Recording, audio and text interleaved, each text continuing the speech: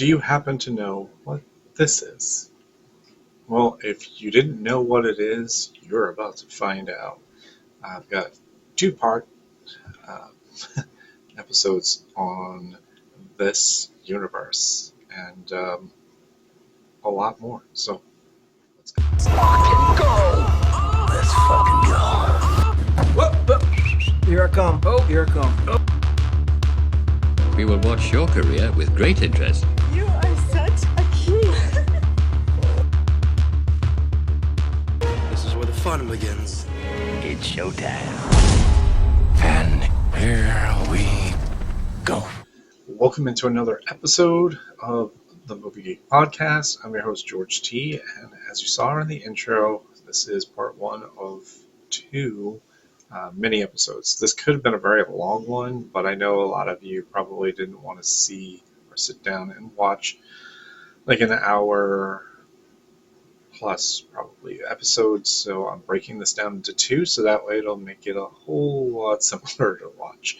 And of course, maybe get the views up. So subscribe, like, comment, and if you actually do know what this universe is, the um, or the genre of B movies that these are, then comment that if you've seen any of these. And I'm going to go through the entire list.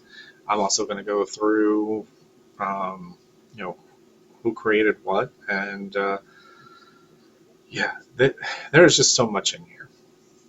So back in 2023, the movie Winnie the Pooh, Blood and Honey came out in theatrical release, which stirred up a lot of controversy when it came to movies in general because it was nominated for a Razzie Award, which B movies aren't usually mainstreamed like that.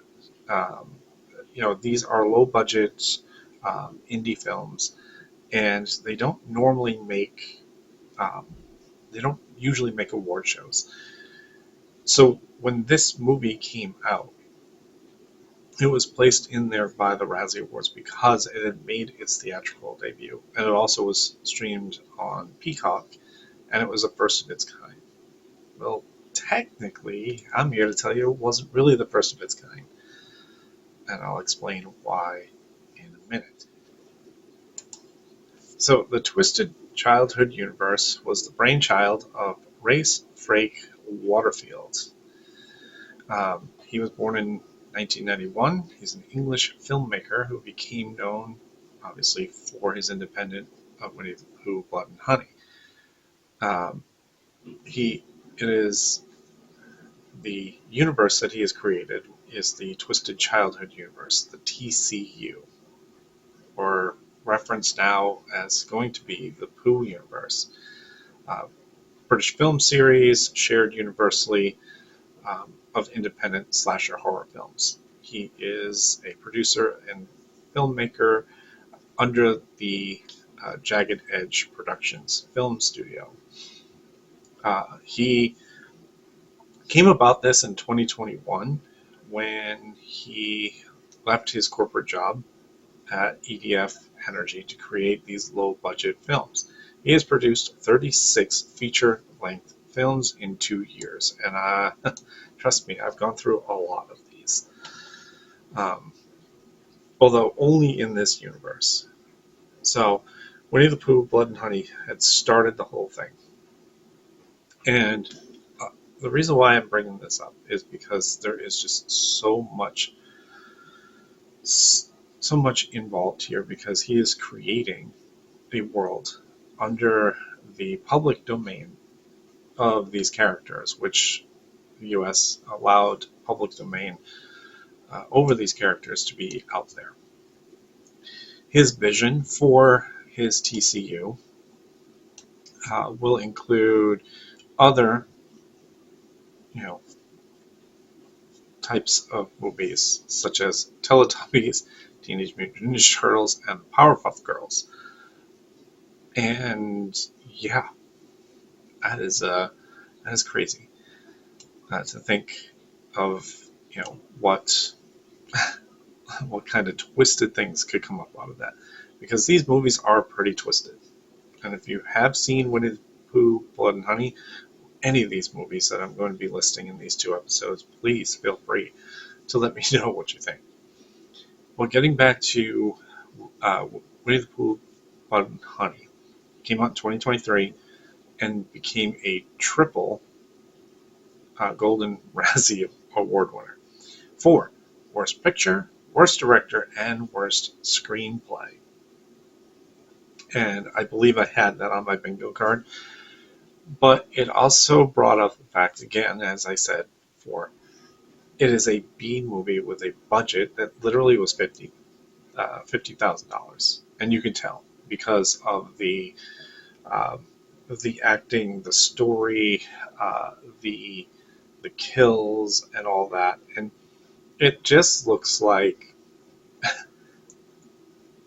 do I dare say, what the Sci-Fi Channel did all those many years ago with the Sharknado movies. And, every week they had a new independent film, Three-Headed Shark and, avalanche sharks and ghost sharks and everything else. And so I'm guessing his inspiration for doing these low-budget films was due to the fact that Sci-Fi was doing such horrendous movies. They were funny to watch, but they were, horribly acted. The storylines were terrible. The CGI was just as bad. And you wondered why people were doing this. I will say right off the top here, before we get into mostly everything else, I will say that I applaud them for originality. I do, because there's not a lot of original thought anymore in a lot of these movies. It's usually copy and paste. It's usually, reboots. It's usually, sequels and prequels and no original thought a lot of times. But these are very original, and they can be twisted, they can be sick, and again, it's a lot of bad storytelling, CGI at times, and some horrible acting. But again, you don't see a lot of mainstream people in there, and I will say that watching a lot of these movies, Jagged Edge Productions, ITN Distribution was also into this. I know they had some collaboration on it in some of these films, but ITN was an independent British station which branched out into films, and you can tell by just the numerous amount of movies. They're all low budget. They do use a lot of the same sets. They do use a lot of the same actors. So it looks like, I don't want to say, I kind of compare it to Adam Sandler movies, where Adam Sandler usually has his group of people that are always in these films. And it looks like in this universe and these distribution, they recycle the same people, not necessarily in the same movie genres, as you'll get into, and a lot of the same locations. They just dress them up a little bit differently. But that's what I kept seeing over and over again. The same theme, the same people in different roles, except one guy, he's usually housing most of the bad guys in these films, and it's kind of, a lot of it is just kind of weird. So let us get into this. I will bring up the Pooh universe later in the next episode. But in my research, I looked up children's nightmare horror movies. And what came up was a lot of interesting stuff. I did know of a few of these already. that were listed, such as Jack Frost and Jack Frost 2 and Snow White, A Tale of Terror. These were back in 1997. But do you know what was the first movie created that talked about nursery rhyme, horror, or just character themes? And I'm not going to talk about, there's movies out there about the Easter Bunny. We all know that, like, there's a ton of movies out there about, killer Santa Clauses and Krampus. There is one on this list that I did mention, and I will mention it later on, about the Grinch. But there is a lot of those movies about Krampus and Santa Claus. I just didn't bother because there's too many to sift through, and I didn't really want to watch most of them because, one, they didn't really have a connection to what the purpose of these two episodes was. So I'm kind of just going to keep those out. But the original movie that was out first, it was a mainstream theater one. So this had nothing to do with what this universe or Rays or ITN was doing. This is a mainstream film. Rumpelstiltskin in 1995. It was directed by Mark Jones. He was of the Leprechaun movies. So he thought, well, hey, I've done some Leprechaun movies. I'm going to do Rumpelstiltskin. This is about a young widow's wish to see her police husband one last time. Three's a demonic being that wants her infant son's soul, Rumpelstiltskin. So this actually has some mainstream appeal to it because it was a theatrical release. So again, there's a lot of these kind of movies that kind of just snuck in there. And again, when I was doing all this research, I'm like, Jesus, there's so many of these movies. And then there's a ton more now with Rays and ITN being lumped together when we get into 2021, 22, 23, 24, and even last year. So with that being said, the year after, Pinocchio's Revenge, 1996. This is about, again, lawyer and single mom Jennifer Garland, played by Rosalind Allen, has been exhaustively defending alleged child killer who is slated for execution when she unwittingly carries home a Pinocchio puppet that has been buried with her client's dead son. Her daughter Zoe takes it as a gift. Soon, the young girl begins talking to her new wooden friend in strange, violent events, and Zoe started blaming Pinocchio for all the unfortunate incidents. So this is child's play, basically, with Pinocchio. That's basically how I can describe it. So if you've seen Child's Play, you probably, if you liked it, you probably might like this one. Although it was poorly acted in this one. But another mainstream movie that probably a lot of you didn't know about. Obviously, you know about Child's Play, because that was big. Chucky became an iconic figure in the horror genre. Obviously, Pinocchio didn't.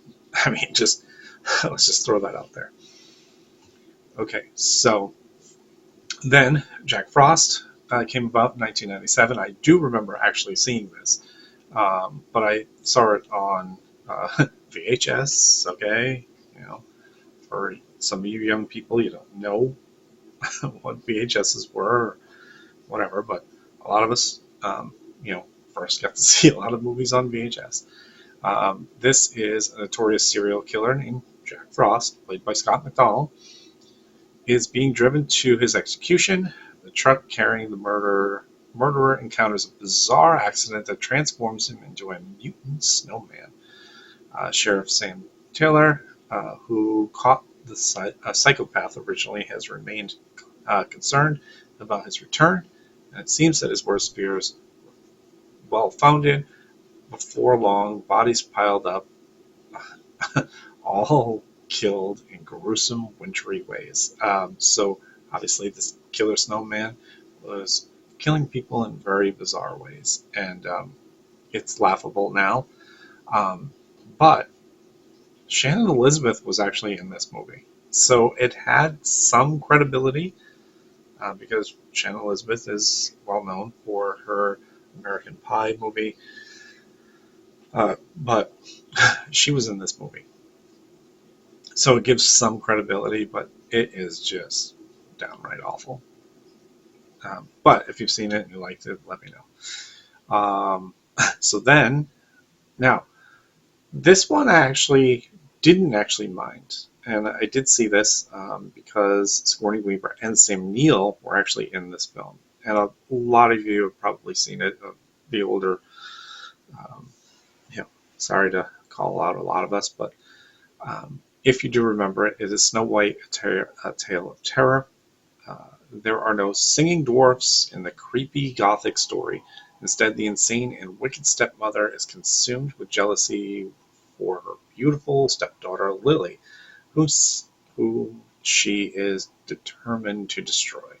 The film makes full use of its Czech location to create an eerie, unsettling atmosphere and mold a mature interperspective of this classic tale. So it is very dark, and it actually, if of all these movies that I've seen, obviously this is more outside of what we'll talk about in the next episode, but it's well done.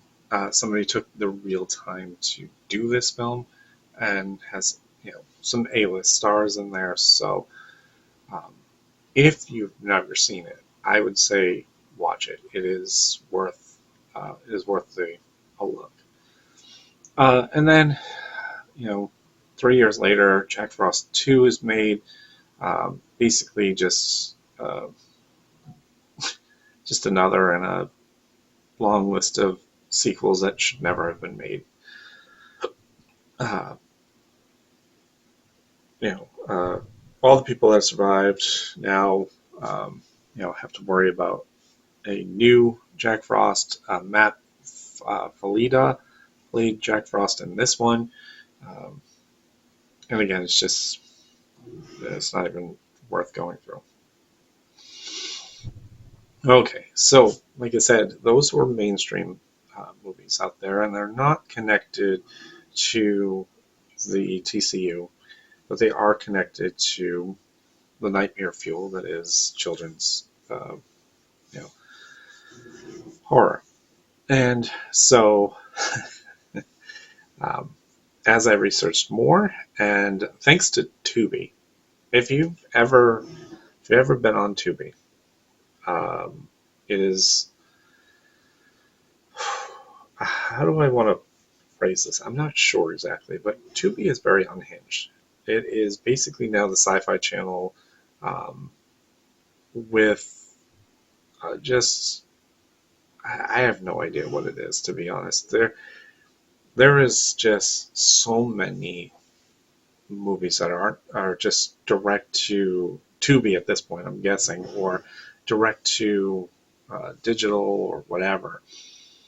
And just some of these are just amazingly stupid to even talk about. But luckily, Tubi had a lot of the movies that I needed to see that was listed on underneath Child Nightmare horror films, and obviously the TCU.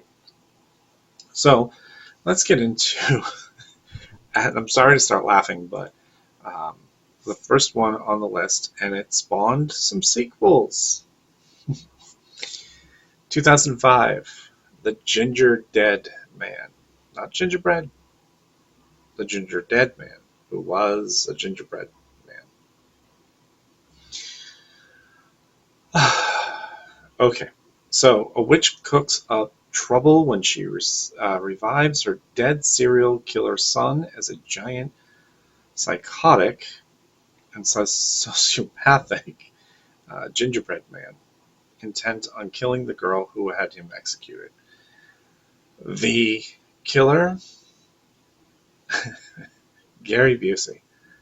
When I saw this, I, I I was like, Gary Busey, wow, just wow. So the beginning is he is robbing a diner. He kills everyone but this girl, played by Robin Sidney, and she winds up, once he gets arrested, she fingers him for all the murders in the bakery and diner, and subsequently he goes to jail. And then somehow, some way, this witch has his essence and goes to a bakery and puts his DNA into these into the gingerbread dough, uh, and while it's cooking, he miraculously comes back. So picture, uh, say, a gingerbread man, probably no bigger than this, with like Gary Busey's face. Not you can't see his face, but his facial expressions, and it looks just like him. I'm sitting there and I am laughing through this whole thing, and I'm like, who thought this was a good idea? I don't even want to bring his name up, but the director, but God, who thought this was a good idea? And especially Gary Busey. I mean, he's psychotic already. I mean, how many how many movies has he actually survived in? I think I had this conversation with some friends of mine years ago. When you saw Gary Busey, you knew he was going to die in practically every movie that he was in. It was just, it's so weird to think about that. And if if you do agree with me, please comment down below. But if you've seen Gary Busey in movies, he usually dies in them, and I'm not exaggerating.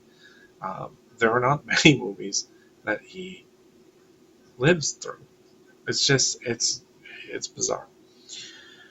Okay, so they finally kill off the gingerbread man, or so they thought. 2008, somebody else picks it up. Gingerbread Man 2, The Passion of the Crust. Okay. This is a parody film, uh, and uh, I I really thought I was going to have brain rot after this, and I think through most of this stuff I did have brain rot. Um, Righteous horror sequel that really takes the biscuit is the tagline. A failing movie studio brings together a band of misfits who find themselves in the recipe for Gingerbread Man's murderous plot to become human. So in this film, a the witch from the first movie still has his essence, or somehow it's figured out another way. But Gary Busey is not in this one. So uh, she cooks up these gingerbread men to bring to the set of this parody movie that's going on. And of course, it comes to life and starts killing everyone. And whew, just terrible. Oh, and then they get worse. The Gingerbread Man, Gingerbread Man 3, Saturday Night Cleaver, 2011. The baked killer escapes from prison and uses a time machine to travel back into the 70s, where he begins to slaughter the contestants in a roller boogie contest. Robin Sidney actually comes back in this film. For what reason, I have no idea. Although I did look up her filmography and probably needed the money. Just saying. Um, you know, probably not the big actress that she thought she might be, but ugh, I don't know. This one is a complete knockoff. This is basically a movie like Scary Movie. Uh, it is just parodying everything that was going on um, in movies and so on and TV in 2011. It was just the most bizarre thing I've ever seen, and it's clipped very much like Scary Movie 2 was, where it was all over the place. This thing was all over the place, and it was very hard to understand. Speaking of hard to understand, so Robin Sidney comes back for one more of these Ginger Dead Men, called Ginger Dead Man versus Evil Bong in 2013. Okay, so the Ginger Dead Man plans to kill Sarah, who is Robin Sidney, the lone survivor of his murderous rampage, but is foiled when she meets Leonard, played by John Patrick Jordan, and sets loose E.B., the Evil Bong, to stop him.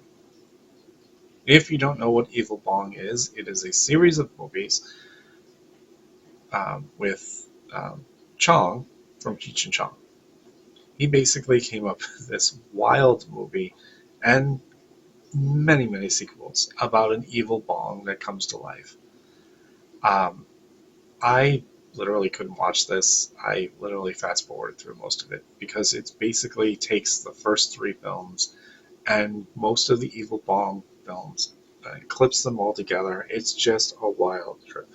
I don't take hallucinatory drugs, but if I did, I probably would have probably liked it more because I might have understood it. So, I don't know. So, that brings us to, and there's a lot of these kind of um, trilogies and, and so on. And we start with Hansel and Gretel, 2013. Teen siblings, Brent Lydic and Stephanie Greco, play Hansel and Gretel, are enslaved by a crazy recluse in her gruesome house of horrors. Dee Wallace actually plays the evil witch in this movie. Uh, she is in charge of a local bakery, wants to give it to Gretel, but in the process, Hansel and Gretel find out that she has been murdering people. So Dee Wallace of Cujo fame and plenty of other movies was in this film. I can't stress this enough, but a lot of this stuff hurt my brain. I probably could have just stuck to the ITN stuff and the TCU and still have hurt my brain, but I wanted to do this for you and for content, so just remember this. Now, a non-sequel, but a Hansel and Gretel movie called Hansel and Gretel Get Baked, 2013. A brother and sister, Molly Quinn and Michael Welch, play Hansel and Gretel, fall prey to a witch who lures teenagers to her home with a special blend of marijuana. The siblings fight the witch, who maintains her youth by killing and eating her victims. Do you know who the evil witch was? Laura Flynn Boyle, of all things. It was just a train wreck from there. Finally, 2015, there was another Hansel and Gretel movie. Hansel, played by Brent Lydic, must battle his sister Gretel after she falls under a dark spell and assembles a coven of witches to terrorize the town. So this isn't a direct sequel, but Brent played Hansel in the 2013 movie and also plays it in 2015. and Gretel is played this time by Lily Barros. So it's not a direct sequel. This has a completely different storyline to it, and you'll sense a theme when we get to ITN with a lot of these trilogy movies, like the Popeye movies and so on, that there isn't really direct sequels to these, but they're just terrible. Um, Before I go further, there were two Hansel and Gretel movies that were horror films. One was the theatrical release of Hansel and Gretel: The Witch Hunter, starring Jeremy Renner and Gemma Arterton. Um, it, it was just terrible. Um, Sorry, but I do like Jeremy Renner, but this movie was just bad.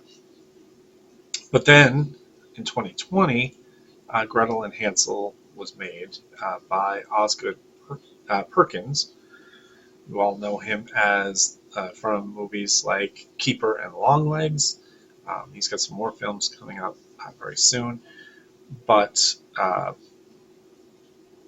when their mother descends into madness, siblings Gretel and Hansel must fend for themselves in the dark and unforgiving woods. Hungry and scared, they fortuitously stumble upon a bounty of food left outside an isolated home. Invited inside by the seemingly friendly owner, the children soon suspect that her generosity but mysterious behavior is part of a sinister plan. Gretel is played by Sophie Lillis. She is from It, Part 1 and 2. Hansel is played by Samuel Leakey. The witch was played by Alice Craig, who was the Borg Queen in Star Trek First Contact. So those are two theatrical releases. They're not listed under Childhood Nightmare or the TCU. But I wanted to mention those because they were more mainstream, and those were also part. Another film that you may recognize from the Sci-Fi Channel was the 2019 The Banana Splits movie.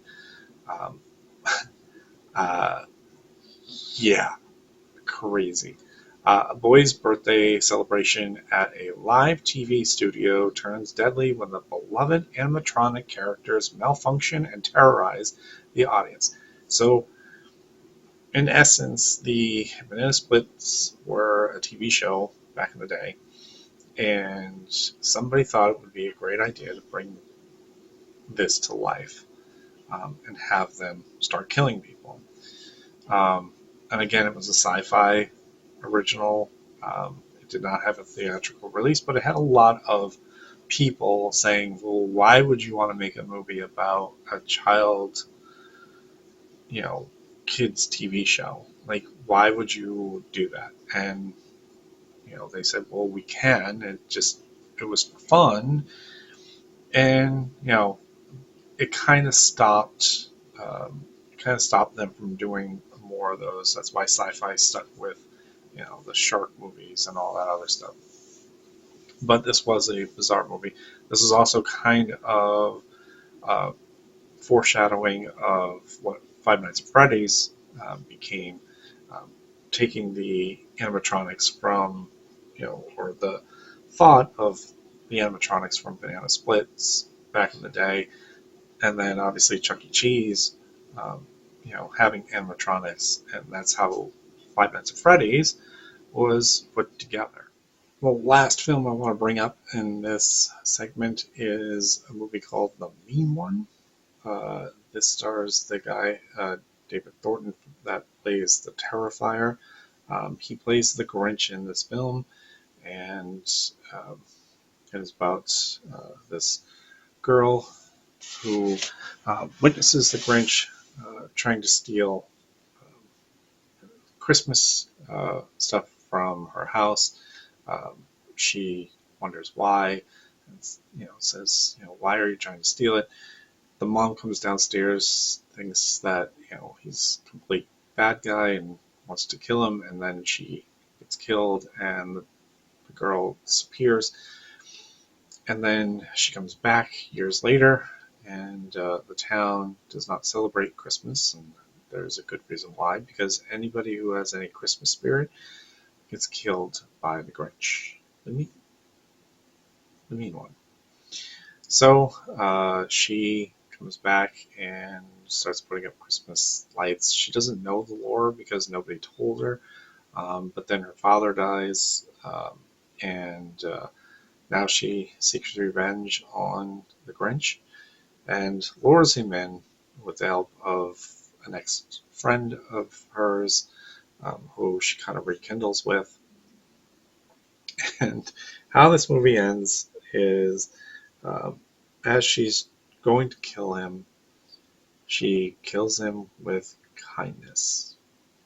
She's about ready to take him down completely, cut off his head, and she tells him, because she sees the necklace that she gave him that night, because she was trying to help him be a nicer guy. And the story goes. So she looks at the necklace. He still had it, and says, "I forgive you." And his heart starts to melt. And as she gets off of him, his heart grows 3 times bigger and bursts out his chest. And that is the end of the movie. My God, I can't with these films. I really can't. Yes, I did this for you guys. Trust me. But Terrifier's doing really good mainstream wise. So stick with those. Don't come back to some of these movies, David. Just don't. Okay, so have we made it through so far? There's just so much more to go here. And that's why I wanted to do 2 different episodes. So basically, I told you the history of where it started and so on. There are just so many movies to go through here. So I'm going to leave it here, because now we're going to, in the next episode, I will do a quick revisionist history when I get to the TCU of Ray's Waterfield's kind of background and so on. But ITN was the entity that really started this real push, and that's where Ray's got a lot of his inspiration from, is seeing a lot of these films. And trust me, if you get inspiration from these, I don't know how sick and twisted your mind must be. But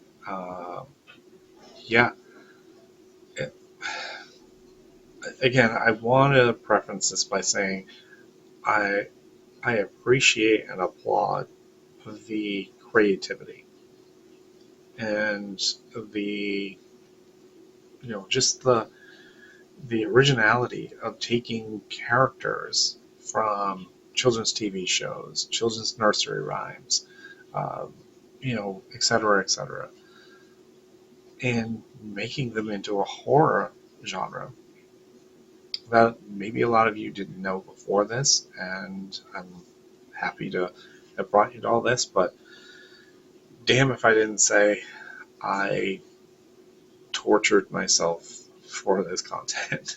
I seriously did. So with that being said, I'm going to leave it here, and we're going to get back into ITN and the TCU and where the TCU is headed from here. So I will see you on the next episode. Bye for now. You like that, baby? Let him know where I came from, yeah! See you next time. Bye. Waiting for you. Goodbye. Goodbye. Goodbye. Hasta la vista, baby. That's all, folks.